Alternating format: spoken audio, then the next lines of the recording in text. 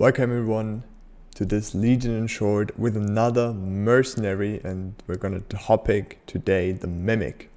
Mimic is quite special because it used to be a non-special, interesting mercenary with just pure stats and full income, but this changed some time ago and now we want to talk about it.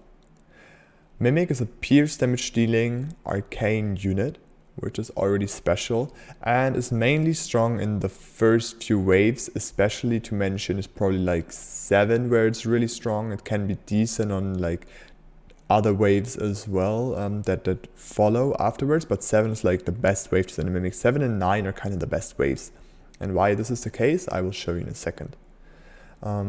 It does have the special ability Plunder, which gives you plus 3 gold each time it kills a unit, which is especially interesting against spam builds. Somebody has a lot of tier 1 units, as we will see in an example following, and you will get a lot of gold from it.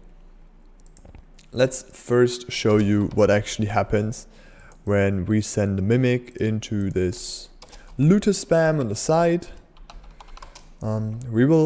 We should be able to receive a lot of money from it, giving by the ability we see plus 3 gold all the time. For each last hit here we're getting a lot of gold. So when is Mimic actually strong? Mimic is strong in 2 cases.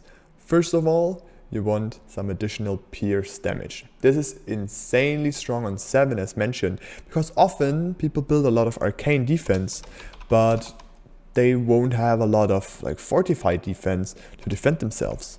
Even Swift armor is very popular on wave 7-8 because it's actually very strong as well there, and the Mimic is just gonna melt through them. So Mimic against Zen badges, for example, you do have the Aquas, you do have Berserker, you do have Infiltrator, Coiler. There's all those squishy targets for a Mimic, and usually you will have some of those units on wave 7. So this is the perfect wave to send this Mimic. This plus the fact obviously that for each unit it kills, it gives you extra gold, whether this unit is in the lane or down here in the middle ground from the teammate. So you're actually able to achieve some gold. Obviously you have to keep in mind that you lose some income due to the Mimic, but you might get some gold right away. And it is very important that on waves like 7, there's all those squishy units, there's all this defense that is mainly arcane or swift in the most cases, and this can be applied for later waves as well. 9, usually if you have such a build on 7 already, you won't have the chance to like increase your fortified armor by a lot. So it can still be applied on wave number 9, for example. And then sometimes there's just a case where you see, okay, somebody has a lot of swift armor. Later on it's gonna go away a bit from the arcane because the next arcane waves is gonna be 14-15, which is quite late. But then somebody might have a lot of pierce damage, a lot of swift armor, and the wave isn't pierce. Let's say, for example, on 13, a Mimic might be the right choice. Obviously 13 is a bit special and we're gonna talk about this another time. But in theory, if somebody has a lot of swift armor and you want to add some additional pierce damage, a Mimic might be the right choice for you. Especially wave 7, it's great with a Mimic.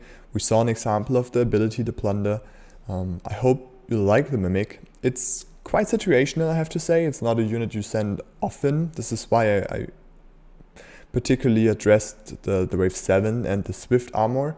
But overall, the unit has its usage in those little situations, and I hope you are now able to use it correctly. Have a good one and good luck in your ranked games.